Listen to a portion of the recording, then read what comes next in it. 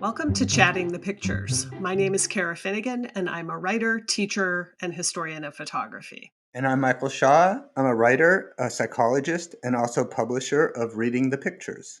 In the face of the climate crisis and temperatures that promise to meet or exceed last year's record heat, visual media is finding more practical ways to depict the conditions. This photo was taken by Brandon Bell for Getty Images. It shows the Johnson family spending time together in the shade outside of their house in Houston on June 10th, 2022.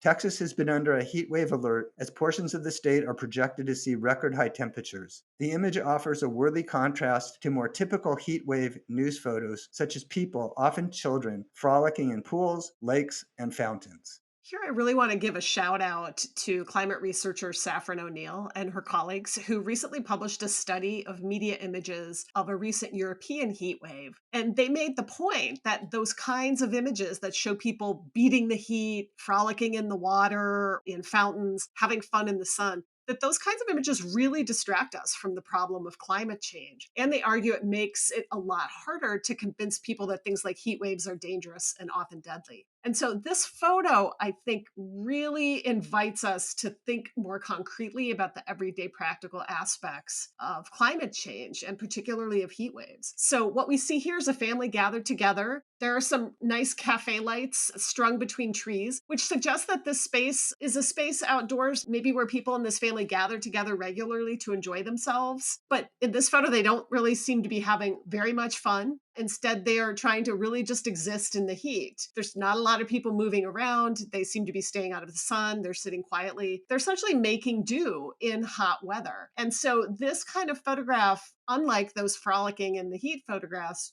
really invites us to think about the consequences of these weather events. What I really appreciate about this photograph is both the complexity and intimacy. It's more particular than it is general. It's multi-generational. It has people uncomfortable but not suffering. You see the card game as a distraction and a coping mechanism. All of those fans set up. It's a photograph that brings us to the crisis, one that's pretty unusual for this early in the season.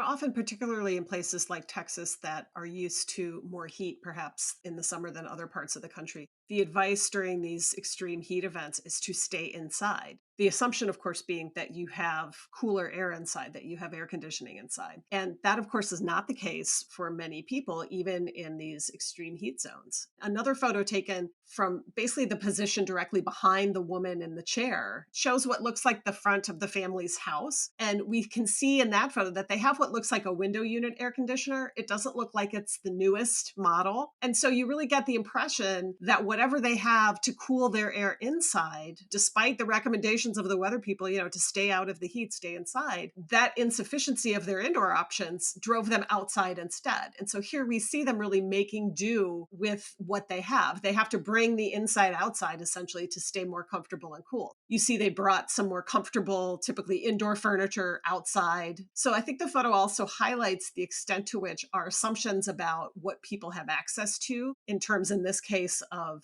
air conditioning really need to be questioned.